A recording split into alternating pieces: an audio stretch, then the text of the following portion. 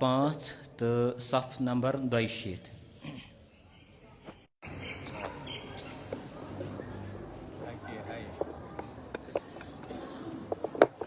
أعوذ بالله من الشيطان الرجيم. بسم الله الرحمن الرحيم. والمحصنات من النساء إلا ما ملكت أيمانكم كتاب الله عليكم وأحل لكم ما وراء ذلكم أن تبتغوا بأموالكم محسنين غير مسافرين فما استمتعتم به منهن فآتوهن أجورهن فريضة ولا جناح عليكم فيما تراضيتم به من بعد الفريضة إن الله كان عليما حكيما. ومن لم يستطع منكم طولا أن ينكح المحصنات المؤمنات فمما ملكت أيمانكم من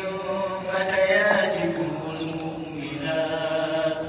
والله أعلم بإيمانكم بعضكم من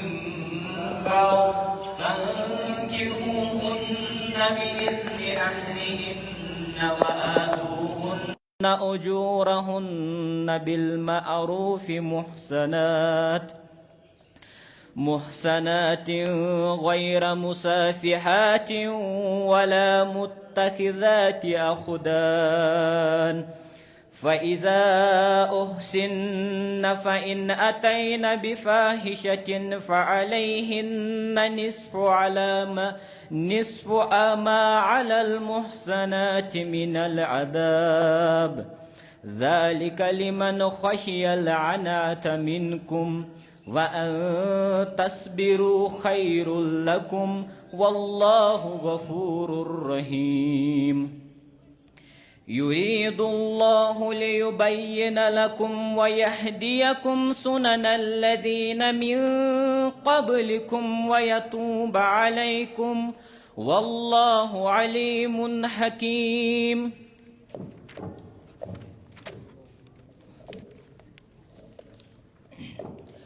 والله يريد أن يتوب عليكم ويريد الذين يتبعون الشهوات أن تميلوا ميلا عظيما. يريد الله أن يخفف عنكم وخلق الإنسان ضعيفا. يا أيها الذين آمنوا لا تأكلوا أموالكم بينكم بالباطل إلا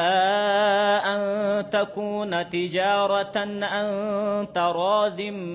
منكم ولا تقتلوا أنفسكم إن الله كان بكم رحيما. ومن يفعل ذلك عدوانا وظلما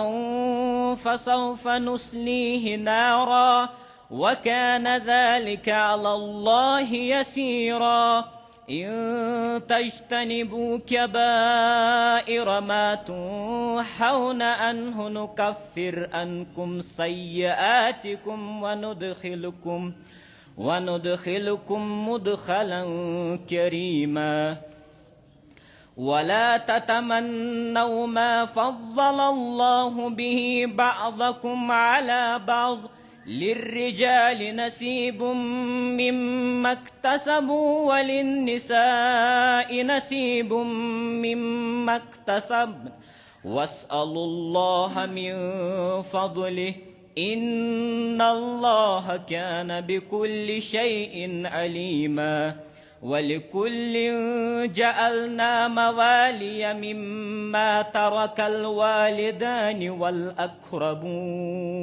تعلمون والذين عقدت أيمانكم فآتوهم نصيبهم إن الله كان على كل شيء شهيدا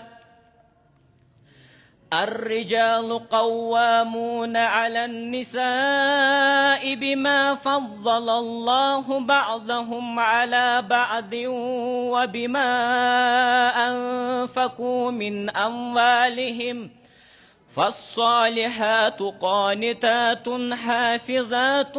للغيب بما حفظ الله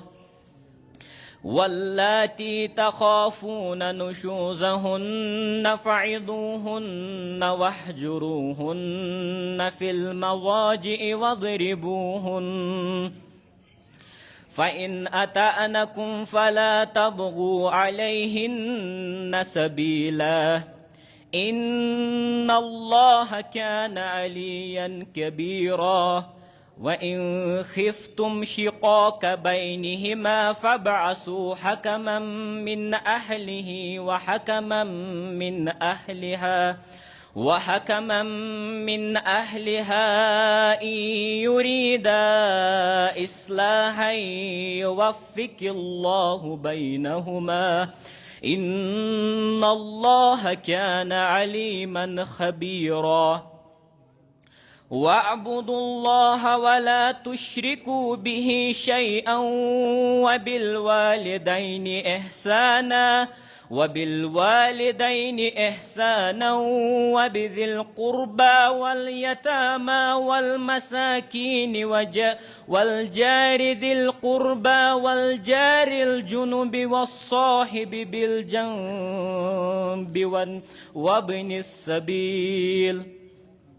والصاحب بالجنب وابن السبيل وما ملكت أيمانكم والله إن الله لا يحب من كان مختالا فخورا الذين يبخلون ويأمرون الناس بالبخل ويكتمون ما آتاهم الله من فضله وأعتدنا للكافرين عذابا مهينا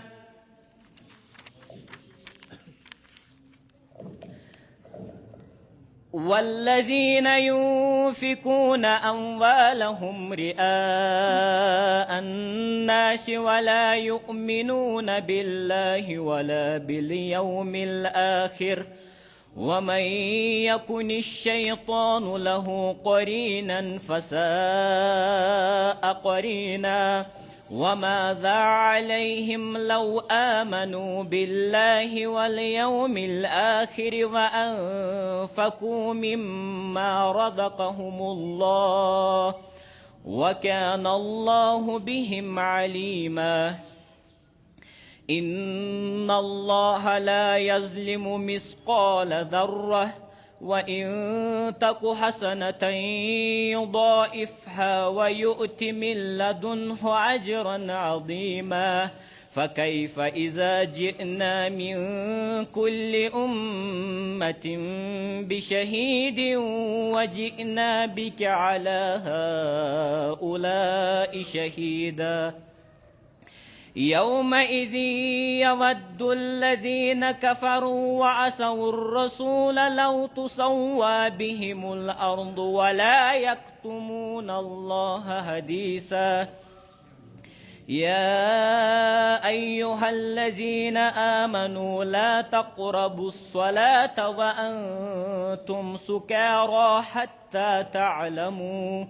حتى تعلموا ما تقولون ولا جنبا إلا آبري سبيل حتى تغتسلوا وإن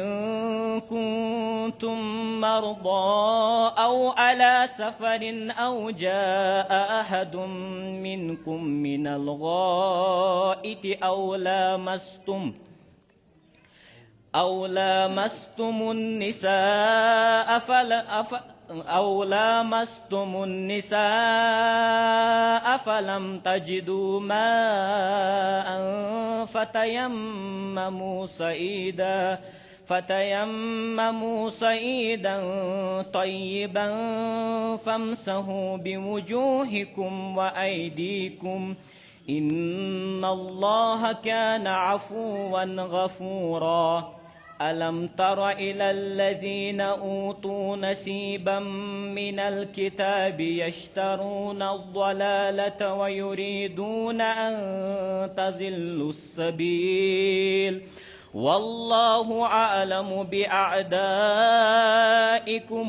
وكفى بالله وليا وكفى بالله نصيرا. من الذين هادوا يحرفون الكلم عن مواضعه ويقولون سمعنا وعصينا واسمع غير مسمع ورائنا ليا بألسنتهم وطعنا في الدين ولو أنهم قالوا سمعنا وأطعنا واسمع وانظرنا لكان خيرا لهم وأقوم ولكن لعنهم الله بكفرهم فلا يؤمنون إلا قليلا. يا أيها الذين أوتوا الكتاب آمنوا بما نزلنا مصدقا لما معكم من قبل أن نطمس وجوها فنردها على أدبارها أو نلعنهم كما لأنا أصحاب السبت وكان أمر الله مفعولا. إن الله لا يغفر أن يشرك به ويغفر ما دون ذلك لمن يشاء ومن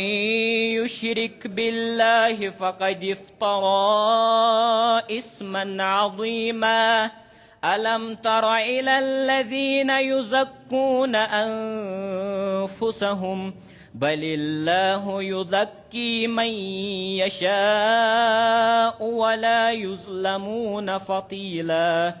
انظر كيف يفترون على الله الكذب وكفى به إثما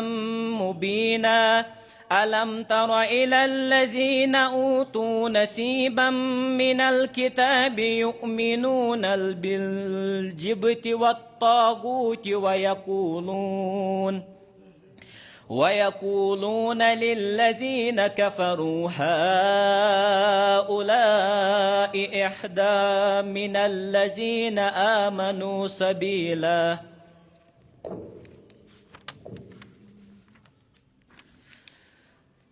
أولئك الذين لعنهم الله ومن يلعن الله فلن تجد له نصيرا. أم لهم نصيب من الملك فإذا لا يؤتون الناس نكيرا. أم يحسدون الناس على ما آتاهم الله من فضله فقد آتينا آل إبراهيم الكتاب والحكمة وآتيناهم ملكا عظيما. فمنهم من آمن به ومنهم من صد عنه وكفى بجهنم سعيرا. إن الذين كفروا بآياتنا سوف نسليهم نارا كلما نضجت جلودهم بدلناهم جلودا غيرها ليذوقوا العذاب إن الله كان عزيزا حكيما. والذين آمنوا وعملوا الصالحات سندخلهم جنات تجري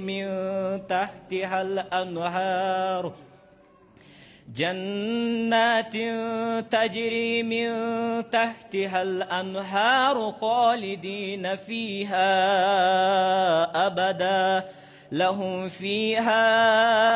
أزواج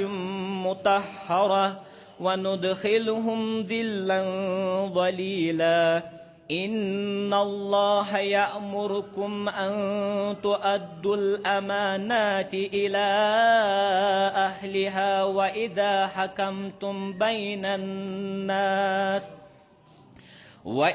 حكمتم بين الناس أن تحكموا بالعدل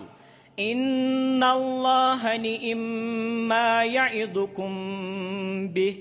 إن الله كان سميعا بصيرا يا أيها الذين آمنوا أطيعوا الله وأطيعوا الرسول وأولي الأمر منكم فإن تنازعتم فيه شيء فردوه إلى الله والرسول إن كنتم تؤمنون بالله واليوم الآخر ذلك خير وأحسن تأويلا.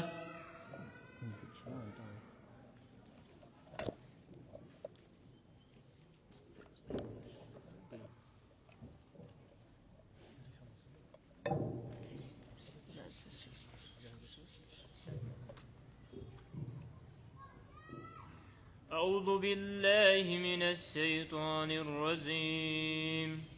بسم الله الرحمن الرحيم ألم تر إلى الذين يزعمون أنهم آمنوا بما أنزل إليك وما أنزل من قبلك يريدون أن يتهاكموا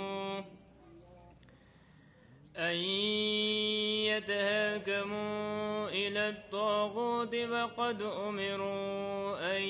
يكفروا به ويريد الشيطان أن يضلهم ضلالا بعيدا وإذا قيل لهم تعالوا إلى ما أنزل الله وإلى الرسول رأيت المنافقين يصدون عنك صدودا فكيف إذا أصابتهم مصيبة بما قدمت أيديهم ثم جاءوك يحلفون بالله إن أردنا إلا إحسانا وتوفيقا أولئك الذين يعلم الله ما في قلوبهم فأعرض عنهم وإذهم وقل لهم في أنفسهم قولا بليغا وما أرسلنا من رسول إلا ليطاع بإذن الله ولو أنهم إذ ظلموا أنفسهم جاءوك فاستغفروا الله واستغفر لهم الرسول لوجدوا الله توابا رحيما فلا وربك لا يؤمنون حتى يحكمون فيما شجر بينهم ثم لا يجدوا في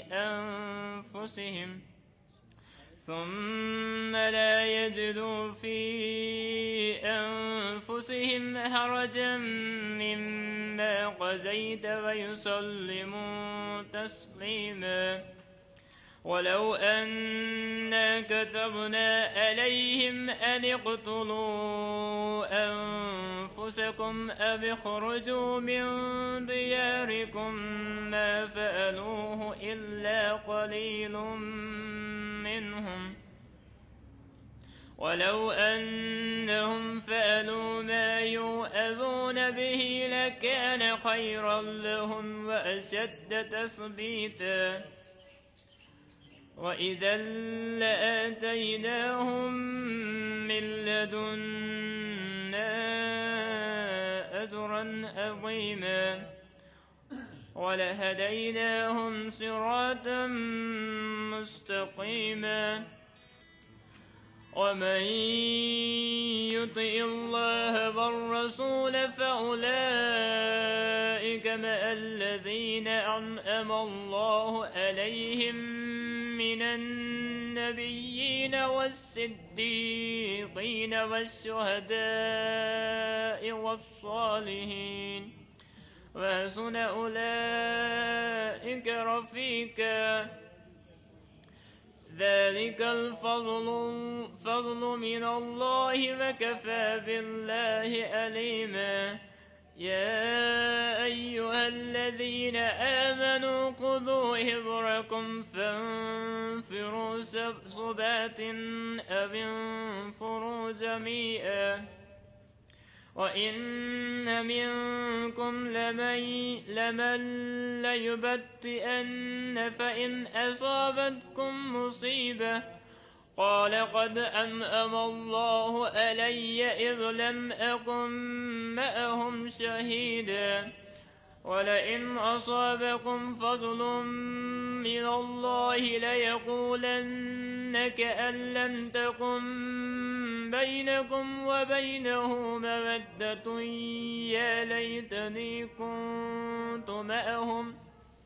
يا ليتني كنت معهم فأفوز فوزا عظيما فليقاتل في سبيل الله الذين يشرون الحياة الدنيا بالآخرة ومن يقاتل في سبيل الله فيقتل أو يغلب فسوف نؤتيه أجرا عظيما وما لكم لا تقاتلون في سبيل الله والمستضعفين من الرجال والنساء والولدان الذين يقولون ربنا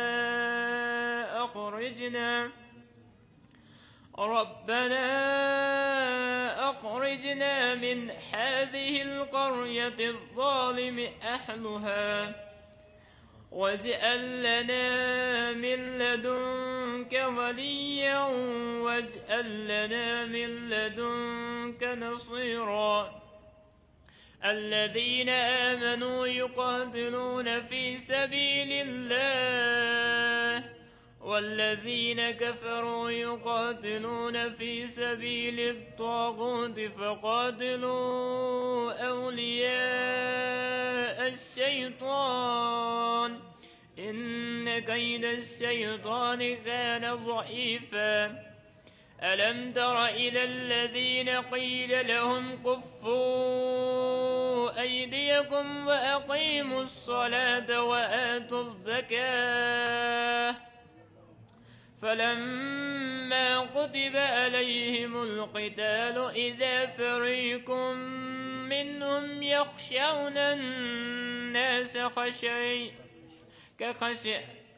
الله أو أشد خشية وقالوا ربنا لم كتبت علينا القتال لولا أخرتنا إلى أجل قريب قل متاع الدنيا قليل والآخرة خير لمن اتقى ولا تظلمون فتيلا أينما تكونوا يدرككم الموت ولو كنتم في بروج مشيدة وإن تصبهم حسنة يقولوا هذه من عند الله، وإن تصبهم سيئة يقولوا هذه من عندك، قل كل من عند الله. فما لهؤلاء القوم لا يكادون يفقهون حديثا. ما أصابك من حسنة فمن الله، وما أصابك من سيئة فمن نفسك، وأرسلناك للناس رسولا وكفى بالله شهيدا. من يطع الرسول فقد أطاع الله، ومن تولى فما أرسلناك عليهم حفيظا. ويقولون طاعة فإذا برزوا من عندك بيت طائفة منهم غير الذي تقول، والله يكتب ما يبيتون. فأعرض عنهم وتوكل على الله وكفى بالله وكيلا. أفلا يتدبرون القرآن؟ ولو كان من عند غير الله لوجدوا فيه اختلافا كثيرا. وإذا جاءهم أمر من الأمن أو الخوف أذاعوا به، ولو ردوه إلى الرسول وإلى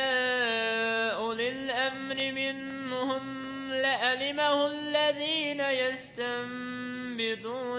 منهم. ولولا فضل الله عليكم ورحمته لاتبعتم الشيطان إلا قليلا. فقاتل في سبيل الله لا تكلف إلا نفسك وحرض المؤمنين. عسى الله أن يكف بأس الذين كفروا، والله أشد بأسا وأشد تنقيلا. من يشفع شفاعة حسنة يكن له نصيب منها، ومن يشفع شفاعة سيئة يكن له كفل منها، وكان الله على كل شيء مقيتا. وإذا حييتم بتحية فحيوا بأحسن منها أو ردوها، إن الله كان على كل شيء حصيبا. الله لا إله إلا هو ليجمعنكم إلى يوم القيامة لا ريب فيه، ومن أصدق من الله حديثا. فما لكم في المنافقين فئتين والله أركسهم بما كسبوا. أتريدون أن تهدوا من أضل الله، ومن يضلل الله فلن تجد له سبيلا. ودوا لو تكفرون كما كفروا فتكون سواء فلا تتخذوا منهم أولياء حتى يهاجروا في سبيل الله، فإن تولوا فخذوهم واقتلوهم حيث وجدتموهم ولا تتخذوا منهم وليا ولا نصيرا إلا الذين يصلون إلى قوم بينكم وبينهم ميثاق أو جاءوكم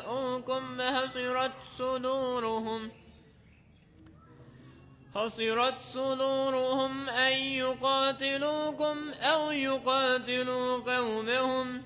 ولو شاء الله لسلطهم عليكم فلقاتلوكم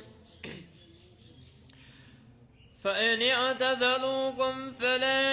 فلم يقاتلوكم وألقوا إليكم السلام فما جعل الله لكم عليهم سبيلا ستجدون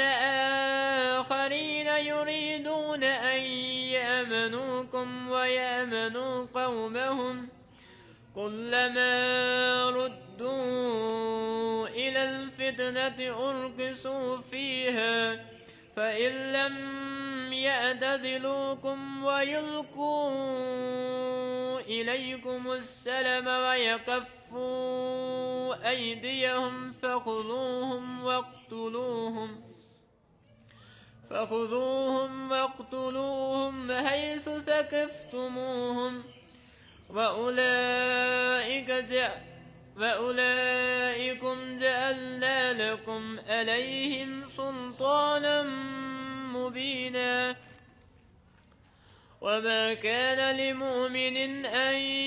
يقتل مؤمنا إلا خطأ ومن قتل مؤمنا خطأ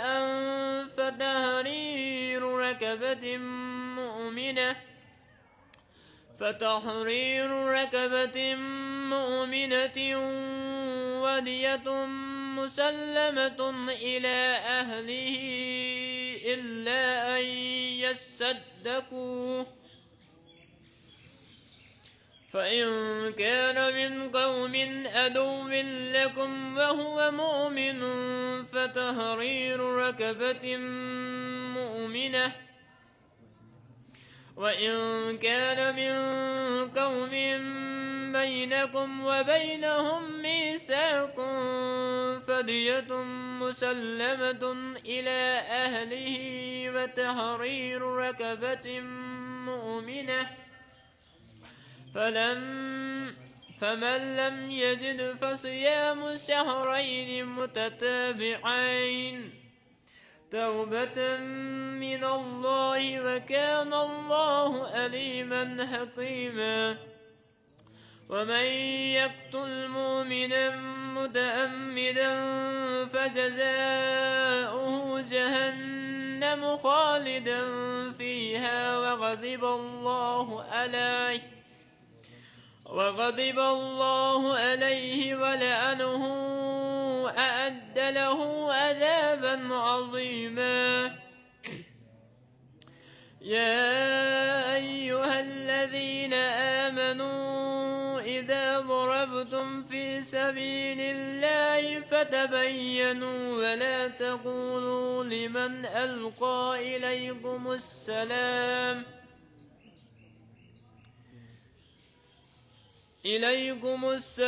لست مؤمنا تبتغون أرض الحياة الدنيا فعند الله مغانم كثير كذلك كنتم من قبل فمن الله عليكم فتبينوا إن الله كان بما تعملون خبيرا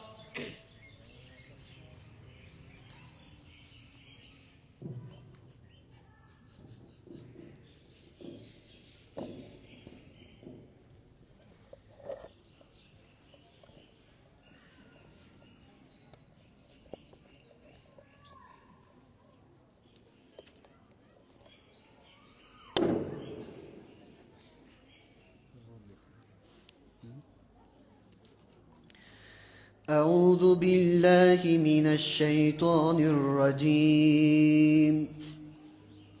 لا يستوي القائدون من المؤمنين غير أولي الضرر والمجاهدون في سبيل الله بأموالهم وأنفسهم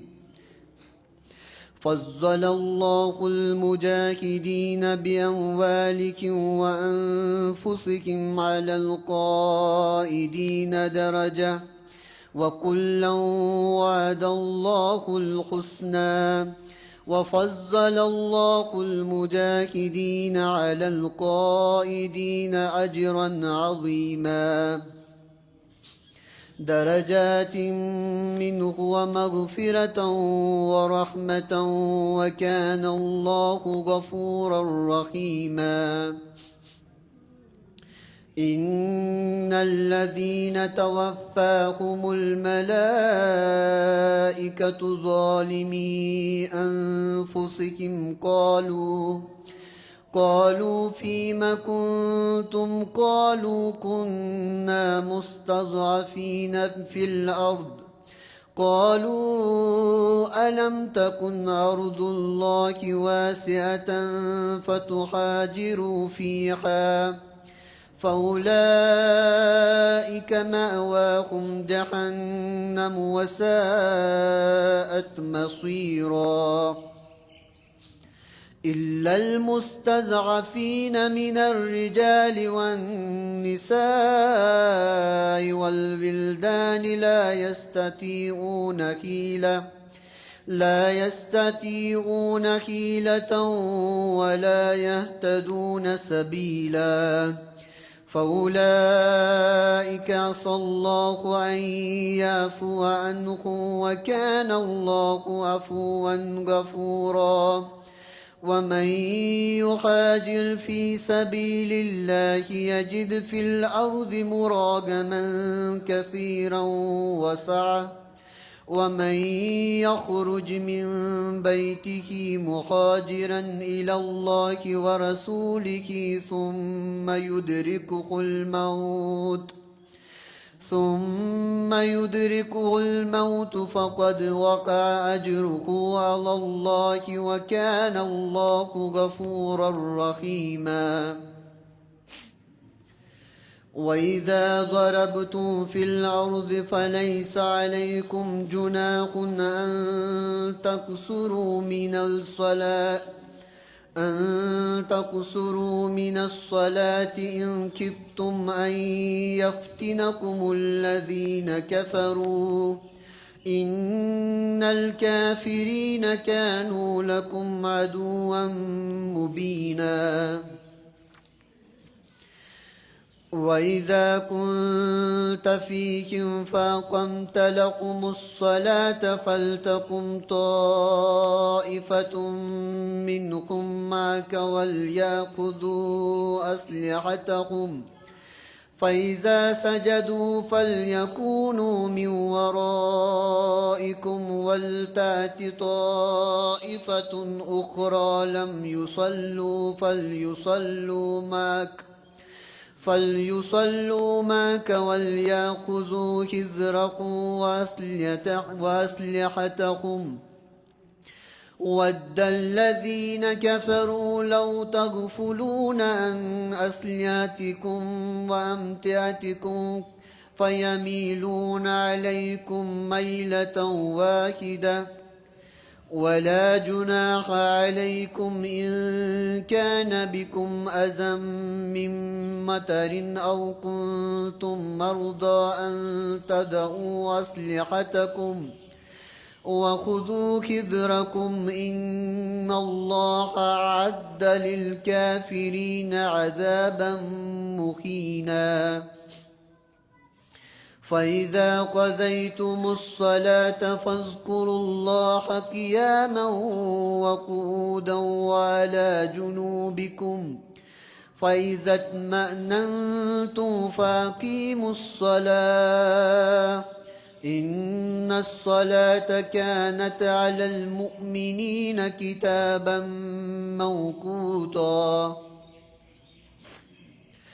ولا تهنوا في ابتغاء القوم إن تكونوا تعلمون فإنهم يعلمون كما تعلمون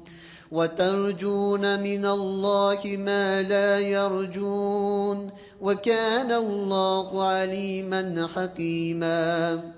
إنا أنزلنا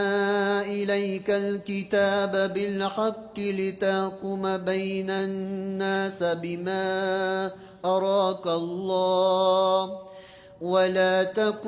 ولا تكن للخائنين خصيما واستغفر الله إن الله كان غفورا رحيما ولا تجادل عن الذين يختانون أنفسهم إن الله لا يحب من كان خوانا أثيما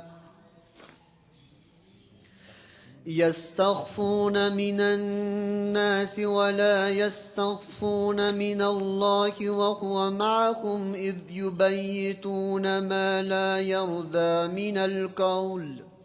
وكان الله بما يعملون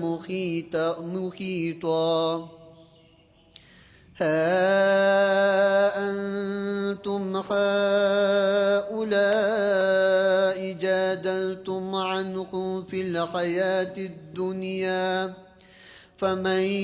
يجادل الله عنهم يوم القيامة أم من يكون عليهم وكيلا ومن يعمل سوءا أو يظلم نفسه ثم يستغفر الله يجد الله غفورا رحيما ومن يكسب إثما فإنما يكسبه على نفسه وكان الله عليما حكيما ومن يكسب خطيئة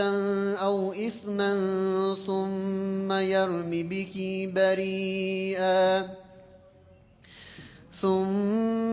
يرم به بريئا فقد احتمل بهتانا وإثما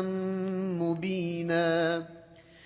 ولولا فضل الله عليك ورحمته لحمت طائفة منكم أن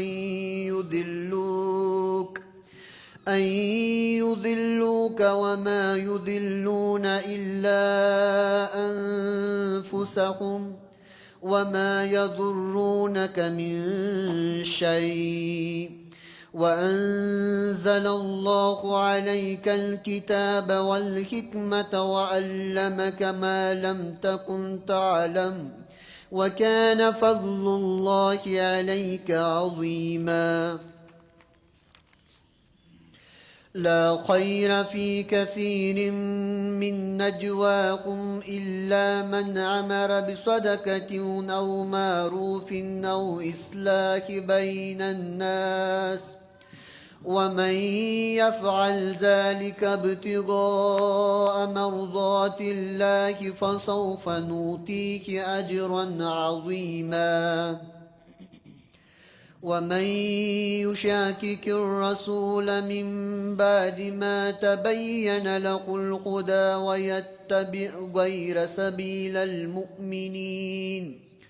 ويتبع غير سبيل المؤمنين نوله ما تولى ونصله جهنم وساءت مصيرا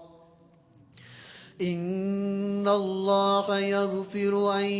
يشرك به ويغفر ما دون ذلك لمن يشاء ومن يشرك بالله فقد ضل ضلالا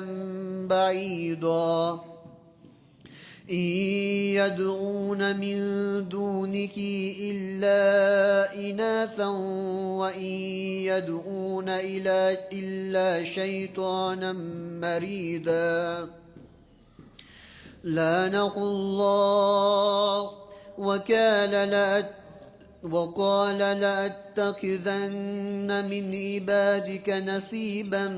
مفروضا ولأذلنهم ولأمنينهم ولآمرنهم فليبتكن آذان الأنعام ولآمرنهم فليغيرن خلق الله ومن يتخذ الشيطان وليا من دون الله فقد خسر خسرانا مبينا يعدكم ويمنيكم وما يعدكم الشيطان إلا غرورا أولئك مأواهم جهنم ولا يجدون عنها محيصا والذين آمنوا وعملوا الصالحات سندخلكم جنات تجري من تحتها الأنهار خالدين فيها أبدا وعد الله حقا ومن أصدق من الله قيلا ليس بأمانيكم ولا أماني أهل الكتاب من يعمل سوءا يجز به ولا يجد له من دون الله وليا ولا نصيرا ومن يعمل من الصالحات من ذكر أو أنثى وهو مؤمن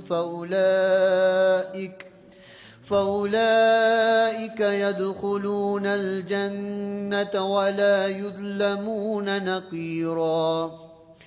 ومن أحسن دينا ممن أسلم وجهه لله وهو محسن واتبع ملة إبراهيم حنيفا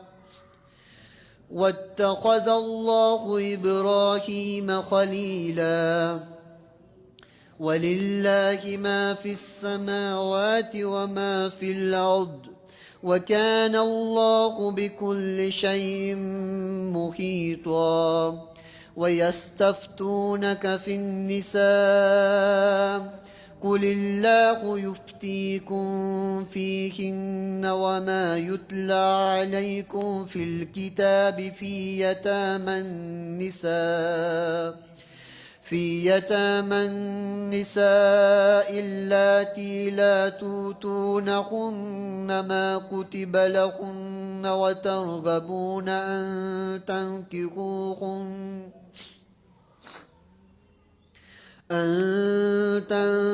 تنكحوهن والمستضعفين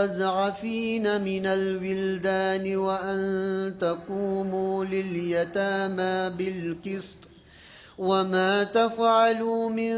خير فإن الله كان به عليما وإن امرأة خافت من بالها نشوزا أو إرادا فلا جناح عليهما أن يصلحا بينهما صلحا وصلح خير وأوصرت الأنفس الشح وإن توسنوا وتتقوا فإن الله كان بما تعملون خبيرا ولن تستطيعوا أن تعدلوا بين النساء ولو حرصتم فلا تميلوا كل الميل فتذروها كالمعلقة وإن تصلحوا وتتقوا فإن الله كان غفورا رحيما وإن يتفرقا يغن الله كلا من سعته وكان الله واسعا حكيما. ولله ما في السماوات وما في الأرض. ولقد وصينا الذين أوتوا الكتاب من قبلكم وإياكم أن اتقوا الله وإن تكفروا فإن لله ما في السماوات وما في الأرض وكان الله غنيا حميدا. ولله ما في السماوات وما في الأرض وكفى بالله وكيلا. إن يشاء يذهبكم أيها الناس ويأت بآخرين وكان الله على ذلك قديرا. من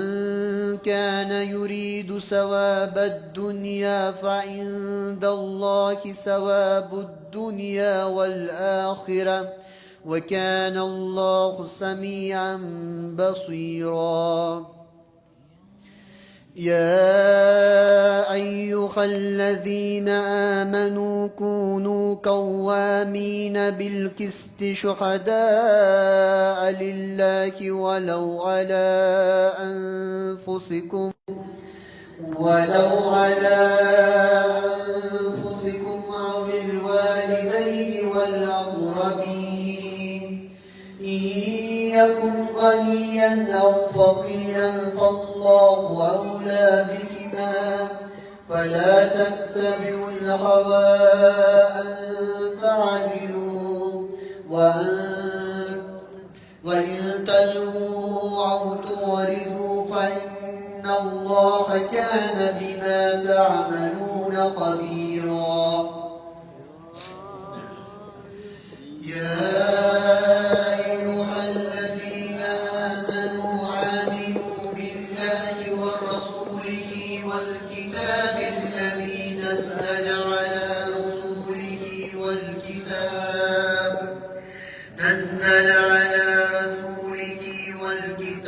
الذي أنزل من قبل. ومن يكفر بالله وملائكته وكتبه ورسله واليوم الآخر فقد ضل ضلالا بعيدا. إن الذين آمنوا ثم كفروا ثم آمنوا ثم كفروا ثم ازدادوا كفرا لم يكن الله ليغفر لهم ولا ليهديهم سبيلا. بشر المنافقين بأن لهم عذابا عليما.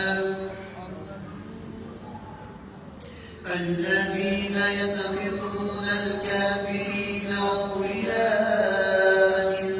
دون المؤمنين أيبتغون عندهم العزة فإن العزة لله جميعا. وقد نزل عليكم في الكتاب أن إذا سمعتم آيات الله يكفر بها ويستهزأ بها فلا تقعدوا معهم حتى يقولوا في حديث غيره إنكم إذا مثلهم. إن الله جامع المنافقين والكافرين في جهنم جميعا. الذين يتربصون بكم فإن كان لكم فتح من الله قالوا ألم نكن معكم وإن كان للكافرين نصيب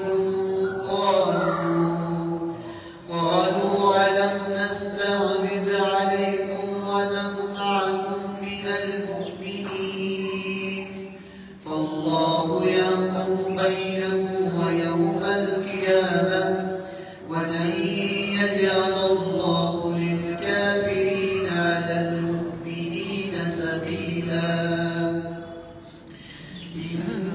المنافقين يخادعون الله وهو خادعهم وإذا قاموا إلى الصلاة